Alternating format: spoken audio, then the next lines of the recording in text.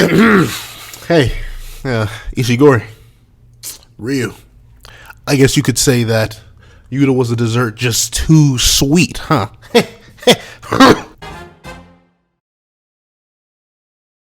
Thank you to our $5 patrons, Sinners Lancelot and the Divine Anpu. And a big thank you to our $25 patron, the Mr. Greed. Now, before I come to this breakdown of chapter 180 of Jujutsu Kaisen, please, if you ever leave your own list on the chapter in the comment section down below, leave a like and subscribe if you aren't already. Also, make sure that little notification bell so you don't miss out on any videos that come to the channel. Also, I do have a Patreon down below where you can support me for as low as $1 a month. Any support would be appreciated. Now, let's get into last week's poll.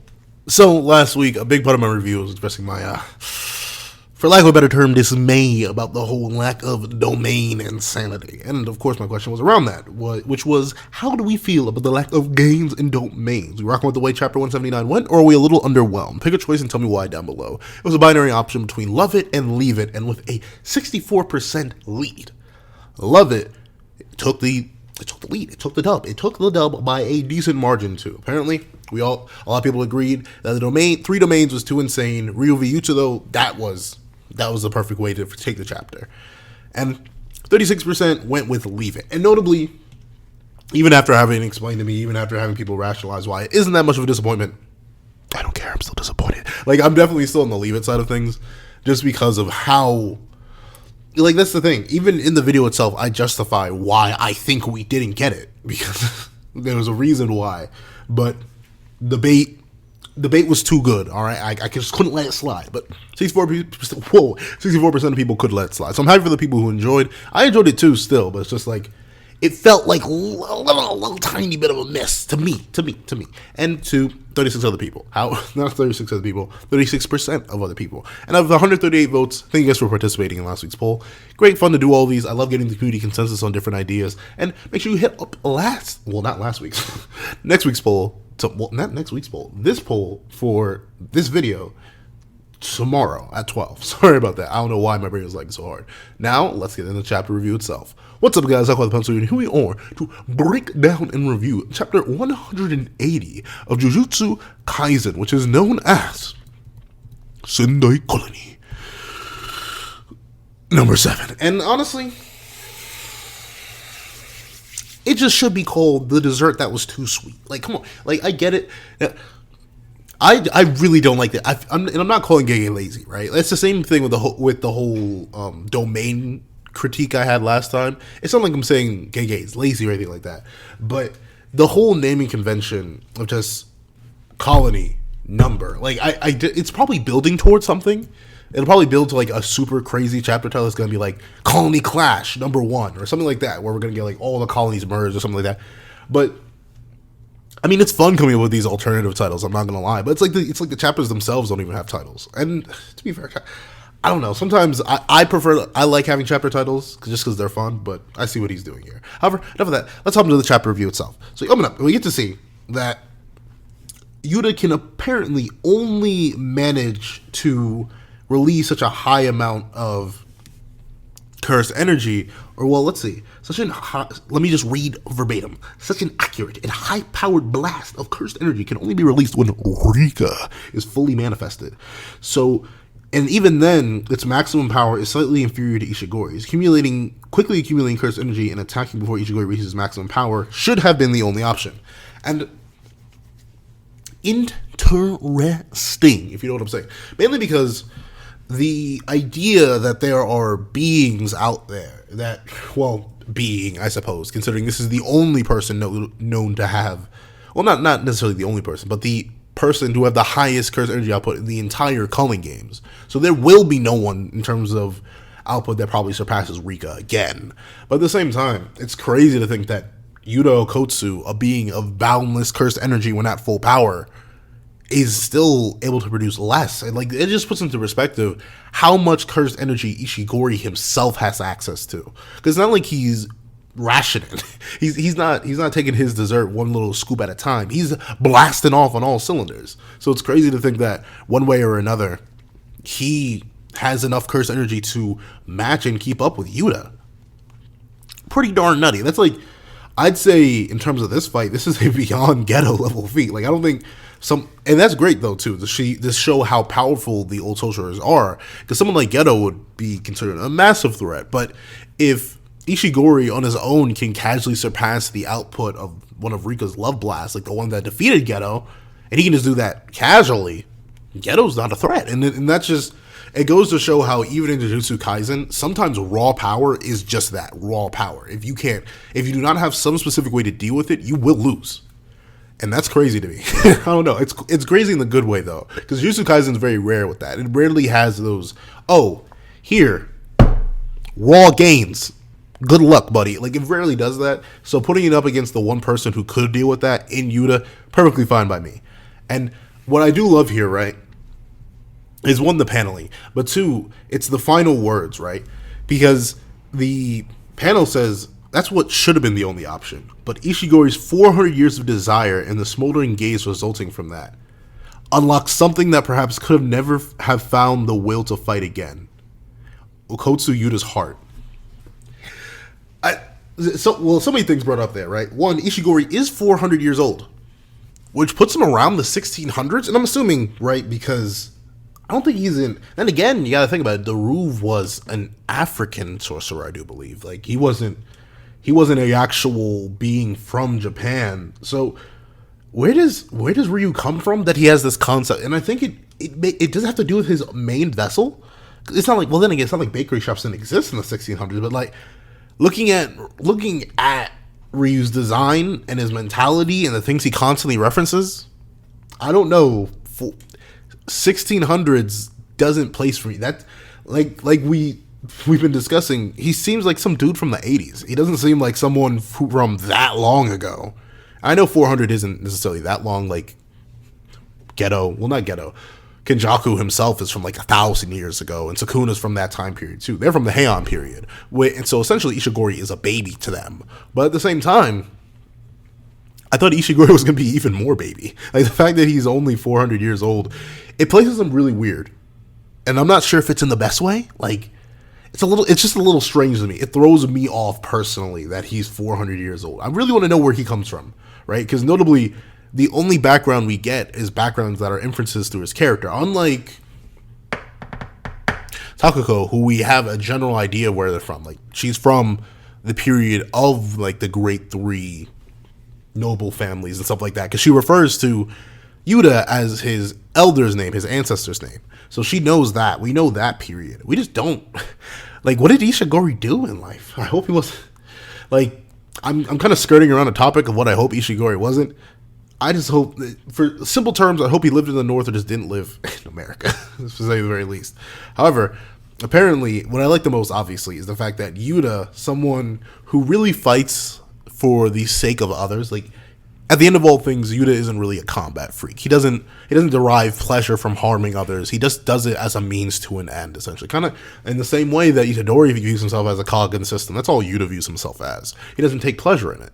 However, just because of like the connection that he has forged with Ishigori over their battle, he's willing to like give into that innate battle love, that bloodlust. Like he's going on this tirade that he even tells himself, like he has the most, reasonably, since the time he's gone back in the manga, this is like the second most sincere I feel like we've ever seen him. The most sincere obviously was when he revived Itadori and was like, whew, good thing he didn't die. Like that was good. But in terms of like on panel realism, I feel like this is the most real we've ever seen Yuta. He has this stupid grin on his face, his eyes have this relaxed soft look to them. Like he's very, very happy with what this resulted in being, and he's more than willing to take some risks with someone he feels like on a deeper personal level can kind of identify with him. Two people of boundless energy, boundless potential, truly going to war. And I think that's great. And of course, these two, they don't waste any more words after that. They fire off, and we see that their clash is kind of small scale. Like I know maybe the reason that I was about to say Itadori, but then I think I was trying to correct myself in the middle of saying it. But the reason Ishigori seems a little bit strange to me is that he hasn't used that massive blast again. Like, I think he may have used it, but the blast that like nearly covered the entire area, like Granite Blast when we first saw it was like a massive wide scale beam, but now both of them seem to have narrowed down into tinier beams. I'm not sure if that's like a cursed energy distribution thing where like the wider the beam is, the less potent it is, unless you want to concentrate it down or something. But I do kind of miss the giant Kamehameha waves that are being fired out. And what I do also love is that like Ishigori is still firing mostly from the domer. Like, he has the finger out, but the finger's out mostly for show. Meanwhile, Yuta is literally and he's firing in such a weird way too, right? Like, unless I'm he's literally firing out with his finger like placed. His hand is placed upside down, and he's firing like that. And Ishigori goes to overpower him. And the thing is, the beam, and I think that's so cool, right? Yuta, since Ishigori's beam is stronger, it kind of just like pierces straight through Yuta's beam and causes an explosion. And of course, Ishigori is excited to see that, and he can tell that Yuta is dead. So he watches the explosion with this excitement. And of course, when the cursed energy starts to radiate from the spot, Ishigori's like, yes, let's go for another round. His head cannon starts to load up. And then we get to see Rika, she's loading up a blast, and she fires. And notably, this is... Why is this a better, like, beam combo team up than anything we've ever seen in Dragon Ball? No, I'm kidding. But, like, in terms of using your resources, right? Like, stacking your abilities in terms of a team, right? Because what Rika's doing is locking down Ishigori's options, while Yuta is also locking down any of Ishigori's options. So there's a solid beam coming at Ishigori, meaning he has to direct his beam at that, or else he's going to get shot, or he has to dodge that beam, which could lead into something from Yuta. And that's the thing, right? Like, he's in a tough spot, and we see that. Oh, I'm so used to calling him a Kotsu because I'm reading through his perspective, but Yuta rushes along the shockwave to give himself that little extra boost, that little extra sauce to get up closer. And we see that Ishigori's kind of shocked that on Rika's own she can fire beams, but she's not exactly. But her beams, once again, due to the lack of potency behind them, isn't so much that Ishigori can't just palm it. Like, he literally does exactly what Yuta did earlier to him. Outholds his hand, catches the beam that Rika fires, and then aims his next beam at Yuta. And I do think it's cool that he literally calls it out, like, whatever you can do, I can do it too, because the power is slightly weaker. And I think that's cool, right? Because Ishigori, like I mentioned earlier, and the reason why Yuta's so intent of taking risks and fighting him in a way that Yuta wouldn't normally do is because Ishigori is essentially his 400-year-old mirror. Sure, he doesn't have the same curse technique, but in terms of raw power, apparently amount of curse energy, in terms of all he can do, he really is what Yuta could be in terms of output. And these two have this rivalry where it's like, you are the me that's better than I, and at the same time, you're the me from 400 years ago. So I want to, like, Yuta's almost fighting to prove himself at this point, alongside his natural inclination to fight someone who's so close to him in terms of how they operate and how they fight. And I think that, and like, the thing is, right, it is very, very cool. It's to the point where I'm thinking of it, because I'm already thinking of, like, ranking them different colony fights. Like, once we get to all of them and have our main big denouements, if you will, I'm probably going to rank them, because we just have, after this one being concluded in this chapter, we have Hakari and Panda left. So those two are going to have their big fights. But out of, like, your Reggie versus Megami, your Itadori versus Higuruma, like, this is up there. This is definitely up there for a battle that, on the thematic level, is very interesting. And honestly, compared to the other two, I'd say that this battle, in comparison of these two being parallels and mirrors of each other, is the best out of all of them so far. And I think that's great. And we get to see that Gege is mocking us, because Ishigori in his head is like, you dined with me during the domain expansion. Oh, did he? Did he really? That would have been nice to see, wouldn't it? To see him dine in the domain expansion with you, Ishigori, would have been great. But unfortunately, we just couldn't get access to that. Why do we have to? Why do you tease us like this? Why do you just tug our chain like this? Come on now, why do you do this to me? I'm in so much pain right now. Please help me. But, like, he goes on to say that, yeah, Yuta did dine in his domain with him, and that's great and all. Like, these two had this mirror, they had this rivalry, they had this thing that only they could have. But of course, in the end, it doesn't even matter because it seems like Yuta made a mistake. He read it wrong, and thusly, Ishigori's about to end it all. And he just assumes, based off what Yuta's positioning is and everything, he's like, yeah, you aren't going to be able to recover. This is a point blank granite blast. That's my strongest attack. You're going to die now. So it'd be like that when it'd be like that sometimes. And we get the granite blast. But of course, bada bing, bada boom. With a and like, I know Yuta was watching Uro and like literally fought her. But that's crazy though. Like, say, this is going to sound weird. No, it won't. Here's an example. For any of my martial artists out there, and I'm not saying I'm a martial artist, because I'm not. But imagine, right? Actually, here's the thing. Here's the thing. Say you are playing Dragon Ball Fighters, or any fighting game in general, right?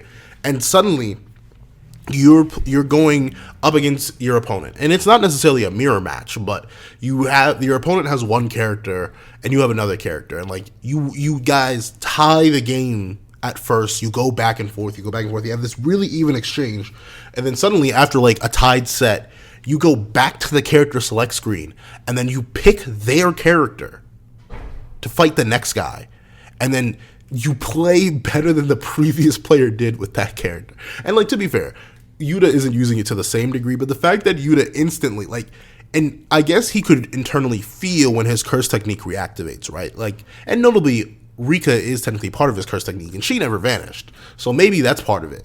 But Yuta took that perfectly calculated risk so at the right moment he could grab the sky and then throw Ishigori's beam to the heavens. He bent space.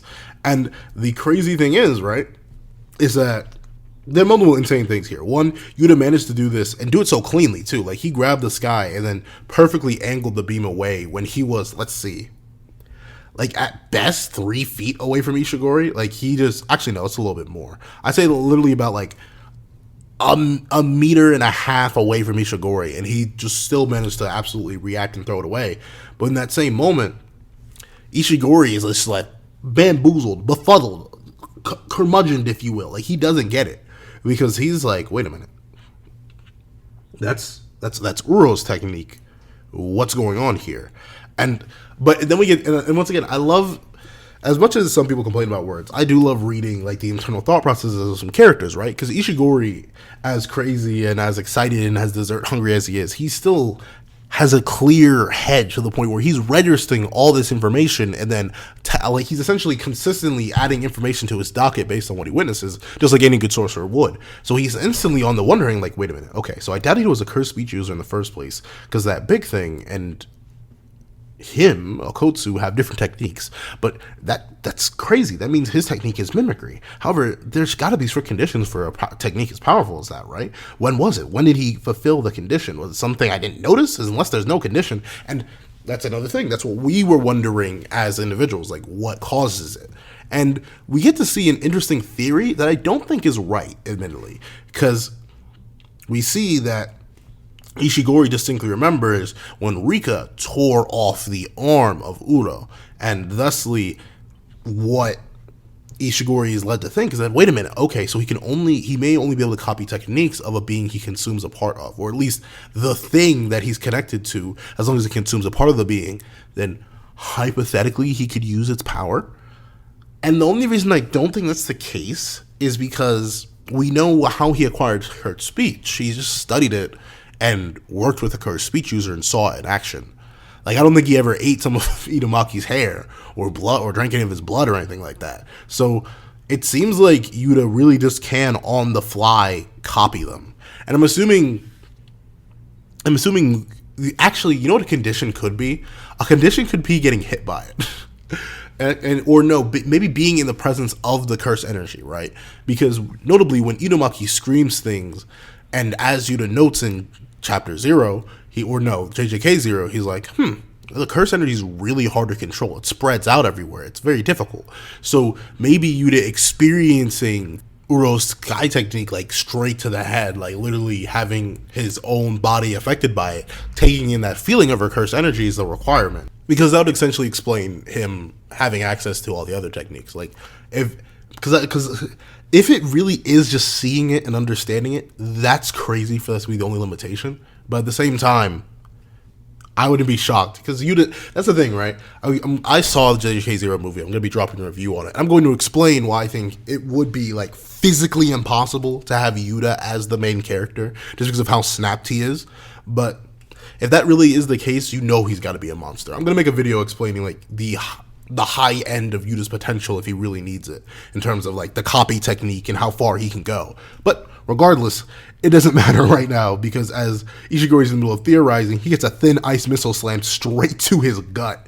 And like, it is crazy how malicious this auto combo is. Like, this isn't even an auto combo. This is a wombo combo because Yuta goes straight in for the thin ice missile, gets Ishigori coughing up the guts, if you know what I'm saying, and then Rika instantly comes in to dunk on the man's head. Like, in the last seconds of their coexistence, she slams the man's due so hard that it nearly crushes it into his skull. But of course, then the 5 minutes was up, and Rika reverted to her closed eye black portal state. And Ishigori, and it is such a cool panel, I'm not gonna lie. Ishigori with this bloody grin on his face as his eyes are whited out as he's bleeding from his head, reels back with a punch, and then just slobber knock, like, that was revenge.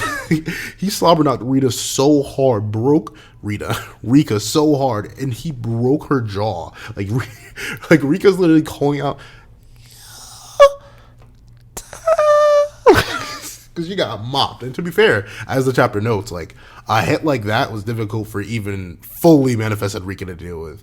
So little Rika got mopped. And of course, you know, the Curse Kisser himself couldn't help but leap into and defend his special evil cursed waifu, and leaped in and began wombo comboing Ishigori himself. And we get to see that, I love the exchange of blows here, because you can tell, even with all the damage both have taken and how much stress both of them have been under, they're still like operating at peak performance, right? Because Yuta initially goes in with the kicks, but Ishigori automatically blocking, tanking with his leg. They start to go exchange hands again. Ishigori still blocking. You can see Yuta's on the offensive though. Like, he's specifically trying to combo in places where Ishigori is already damaged. Like, he's aiming for facial structures, smacking him where he's already taken damage, just to emphasize that, to make him fall quicker. This is the goal. You get to see that Ishigori is like blown away that Yuta still has like all this power, all this potency still left over. He still had more in the tank, not just on the cursed energy front, but in the technique front. He's so blown away that someone like Yuta could actually feasibly exist. Just like I'm so blown away that someone like Yuta could actually feasibly exist. And he's going in, and it's in this moment where Ishigori is fighting for his life that he realizes, at the end of all things, this is dessert. And of course, as he has that realization, the fight suddenly stops, or at least it stops in a strange way. Like, they aren't exchanging blows anymore. They aren't just throwing hands. Yuta grabs Ishigori by his coattails and is like, and he squats into it. And with a casual declaration, he's like,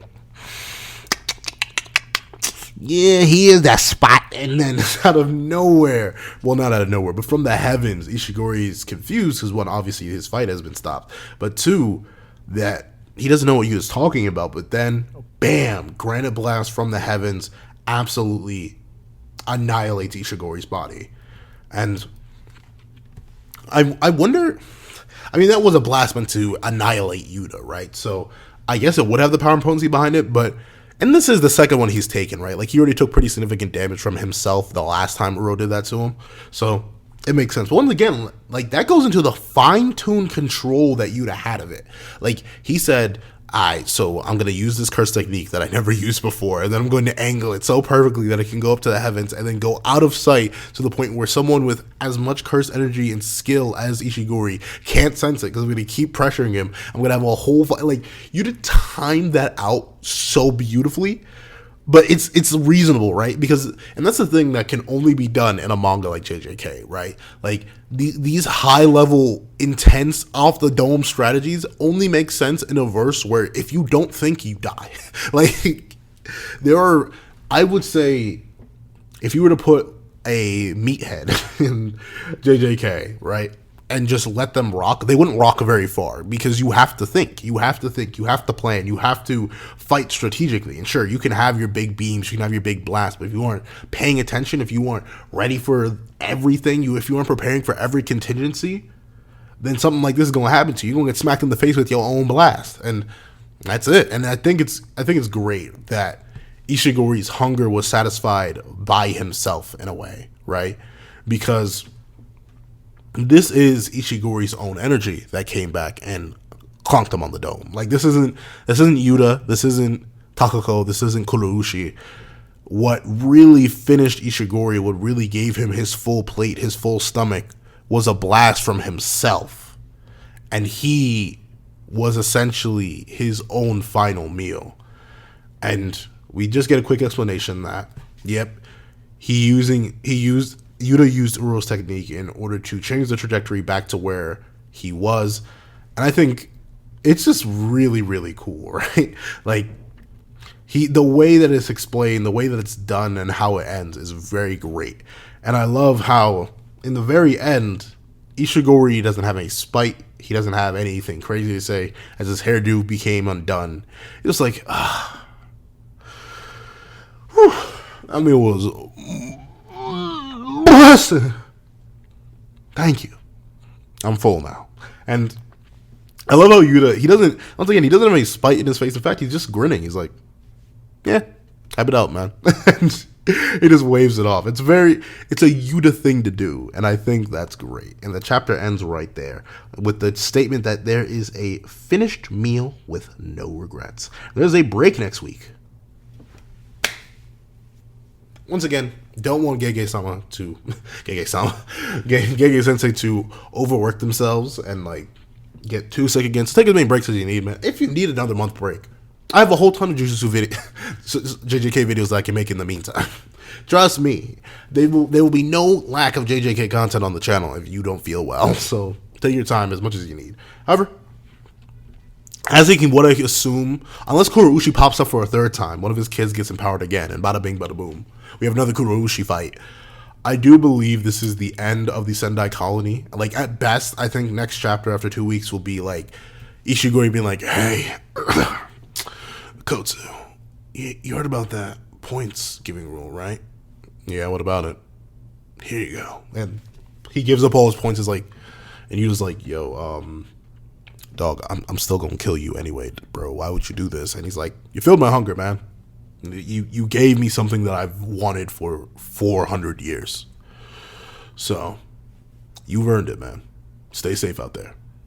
Oh, and you can kill me to get the extra 5 points too. You know, it'd be like that. It'd be like that sometimes. And then Yuta offs him, and then I'm assuming Takako will wake up. I don't think he's like, it'd be crazy for her to regenerate that whole arm, and then we have a whole Takako versus Yuta fight at this point. But I could see Yuta walking over to Takako and just making sure that she's not coming back, and she could be awake and like bleeding out and be like, so much for me living my own life, whatever his ancestor's name is. And he'd be like, sorry about that, but I do have a life to live, and I have goals I need to reach, so no matter what, I will defeat you and anyone else who gets in my way. And then Uro laughs, and then she'll be like, fine, whatever. And she'll either just die, like she will either just sit there and let Yuta execute her, or she's going to give up her points to Yuta as well and be like, fine, go free other people like me and do it in my name, or whatever, something like that. And then she'll pass away. And I think we'll be done with the Sendai colony for a while. I think we're going to cut away from here, hopefully to Hikari. Like, no offense to Panda, but Hikari is the person I really want to see first.